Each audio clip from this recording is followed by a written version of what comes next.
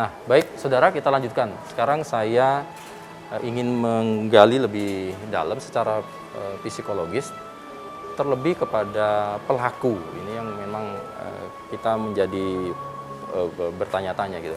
Nah, sekarang saya bersama dengan narasumber dari Himpunan Psikologi Bali dengan Mas Pramung ya. Ya. Apa kabar Mas Pramung, sehat nggih? Puji Tuhan, baik-baik, sehat. Astung kareng ya, sehat ya. Kareng. Terima kasih loh atas waktunya Ya. di tengah-tengah kesibukan ini mendampingi mungkin banyak masyarakat yang perlu pendampingan psikologis. Iya. Karena kondisi juga lagi seperti ini, Pak. Iya, betul. Ya. Mas Pramu, ini kan Ya. menarik kalau kita melihat kasus adik kita ini, si N ini ya. Iya. Belajar dari itulah. Sebenarnya kita ingin belajar dari kasus ini. Iya. Nah, aku pengen tahu secara psikologis, terlebih kepada ini kan ada ibu kandung, Iya. ada pacarnya ibu. Iya. Kemudian informasi dari konferensi pers dari pihak kepolisian mengatakan bahwa dianiaya oleh pacar, teman prianya Iya. ibu. Dan ini ibu kandung. Iya. Dan ibu kandung ini juga disangkakan bahwa melakukan pembiaran. Oke. Iya. Kan kita bertanya, kok bisa seorang ibu yang melahirkan, apalagi anak ini masih di bawah 5 tahun. Oke. Nah, faktor apa yang menyebabkan itu bisa terjadi, Mas Pramu, secara psikologis? Oke, ini pertanyaan yang bagus sekali terkait dengan adanya perkembangan yang ada kekerasan pada anak di sekitar kita. Ya. Ini satu kasus yang ada saudara N ini. Ini kenapa kok sampai orang tuanya sendiri itu melakukan suatu proses kekerasan ini? Itu ada beberapa faktor. Yang pertama adalah faktor dari orang tuanya sendiri atau dalam tanda kutip adalah pelaku. Oke. Pelaku dalam hal ini adalah orang tuanya kandung, yaitu ibunya.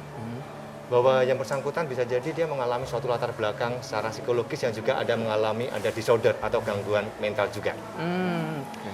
Kita belum melihat secara jauh mana apakah dalam dia komunikasi, rasa kasih sayang kepada keluarganya apa dengan keluarga sebelumnya, dengan pasangan sebelumnya.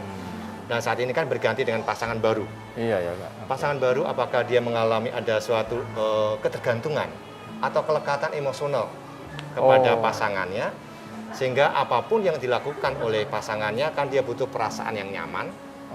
Dia butuh ada suatu ketergantungan karena mungkin sisi ekonomi, faktor sosial, sehingga dia merasa butuh self esteem atau harga diri sebagai seorang ibu. Sehingga dia karena sudah telanjur dengan si mungkin pacar tanda kutip tadi, apapun yang dilakukan dia kurang bisa melawan, kurang bisa untuk menengahi, karena dia kondisi mungkin juga ada gangguan secara mentalnya. Nah, dia akhirnya ada tanda kutip melakukan pembiaran, atau mungkin dia juga mengizinkan pasangan barunya untuk melakukan tindakan secara psikologis kepada kekerasan. Jadi sebetulnya ibu ini juga bisa jadi ada gangguan, apa bahasanya?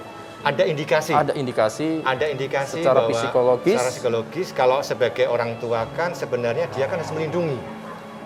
Apapun itu kan darah kandungnya sendiri juga. Tapi karena mungkin ada faktor secara kesehatan mentalnya, ada ketergantungan esteemnya sendiri, yang dia merasa rapuh, dia sudah tidak merasa berdaya, sehingga dia menemukan figur mungkin pacarnya ini, dia apapun ya dia ikutin. Bisa jadi seperti itu indikasi. Jadi itu perlu ada lebih mendalam lagi nantinya. Jadi terlepas dari ibu ini, jadi misalnya kasus umum pun, jadi orang dewasa, ibu pun sedekat kandung pun gitu, atau bapak pun sedekat kandung bisa melakukan kekerasan kepada anaknya karena ada gangguan dalam tanda kutip secara psikologis, trauma-trauma yang dia rasakan. Iya, sebenarnya kesehatan mental ini apakah dialami oleh orang tua atau orang dewasa? Jadi sebenarnya semua orang. Jadi tergantung pada saat bagaimana selama masa pergumulan atau perkembangan dia secara emosional, secara sosial, secara ekonomi, secara bentuk kasih sayang, itu sangat pengaruh pada perkembangan. Siapapun akan bisa mengalami. Bukan hanya orang tua, orang dewasa atau siapapun bisa. Baik. Wah, jadi memang ini ya. Tapi ini meskipun dia dianggap gangguan, tapi tidak menghilangkan pidananya ini ya. Iya, betul. Ya, Pak Mas Pramu. Cuma kita balik lagi ke kasus ini. Nah, kemudian apa yang bisa kita lakukan terhadap pelaku ini, Pak? Apakah masih bisa dalam tanda kutip disehatkan, ibu, Iya. termasuk juga yang dominan sih memang dari teman prianya ibu ya. Iya, iya, betul. Tapi kalau ini bagaimana Mas Pram terhadap para pelaku ini, apa yang bisa dilakukan? Oke, kalau kita secara psikologis terkait dengan ada untuk pelaku orang dewasa ini, yaitu figur yang pertama adalah ibu kandungnya, itu tetap harus dilakukan suatu pendampingan ekstra. Meskipun tindak pidana tetap jalan, tapi kita juga melakukan suatu coaching dan konseling kepada pendamping secara pribadi kepada ibu kandungnya. Mungkin ibu kandungnya membiarkan saat itu tanda kutip adalah mungkin dia kondisi tidak merasa nyaman. Nah, kemudian apakah yang diperlukan seperti saat ini ibunya perlu dilakukan juga dibutuhkan dia untuk konseling secara personal atau bisa jadi secara kolektif saat nanti di LP pun kami dari Himpunan Psikologi juga melakukan juga ada pendampingan, ada berapa tim kami untuk yang bergerak psikologi sosial yang lebih kepada sana juga melakukan pendampingan, ada kunjungan kepada LP. Ya, jadi kepada para pelaku-pelaku ini seharusnya selesai misalnya nanti sudah ditetapkan, divonis, kemudian jangan dibiarkan di LP. Jangan dibiarkan kalau semakin nanti akan menjadi bekas, nanti akan ngulang lagi, bisa nggak? Bisa.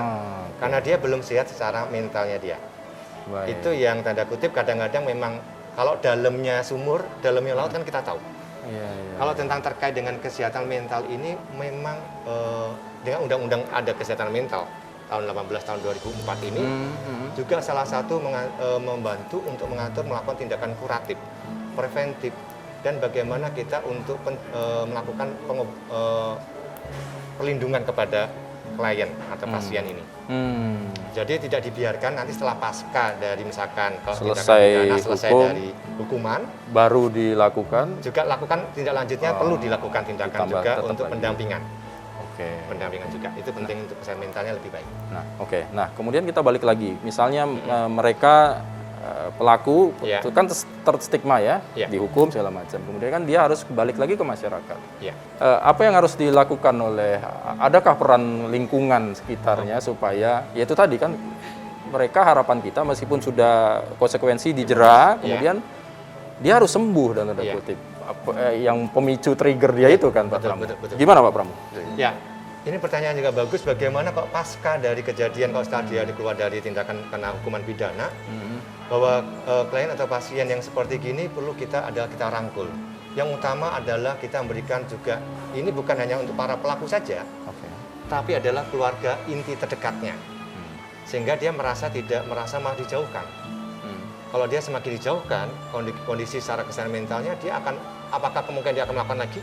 Bisa jadi. Jadi support sosial itu penting banget dan komunitas terdekatnya. Jadi memang korban sudah pasti harus dilakukan pendampingan, apalagi anak-anak ya, Mas Pramu ya. Betul. Ini harus intens karena perjalanannya masih panjang dan traumatisnya kalau melihat dari keterangan Mbak Nela tadi lumayan panjang anak ini ya. Panjang.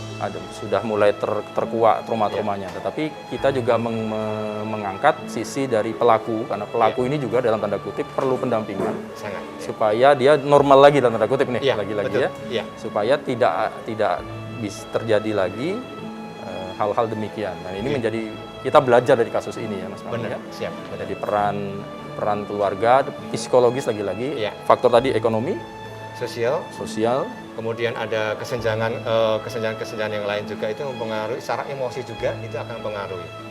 Sehingga harus kita bentuk self esteem yang dia merasa lebih berharga. Itu juga penting, nyaman, itu penting juga, dan yang penting adalah di keluarga. Itu Mas Bambang, itu peran keluarga. Peran keluarga itu sangat vital sekali. Yang menjelang pranikah atau nikah itu perlu kita pendampingan secara psikologi juga. Jangan sampai terjadi nanti ke depan seperti kasus N ini ya gitu. Baik.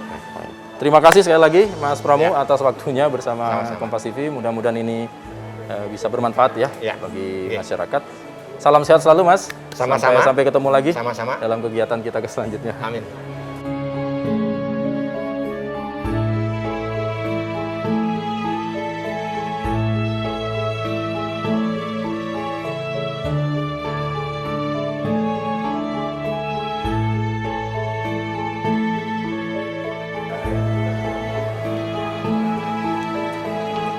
Nah, saudara, kekerasan terhadap anak menjadi tanggung jawab kita bersama. Kita belajar dari kasus adik kita N ini, bahwa memang kepedulian dari keluarga utama, kepedulian dari lingkungan sekitar menjadi salah satu kunci untuk mencegah terjadinya kekerasan terhadap anak.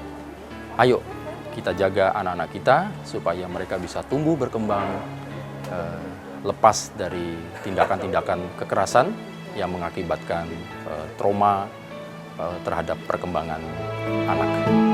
Saya Bambang Galitus mengakhiri program Sapa Redaksi Podcast kali ini. Kita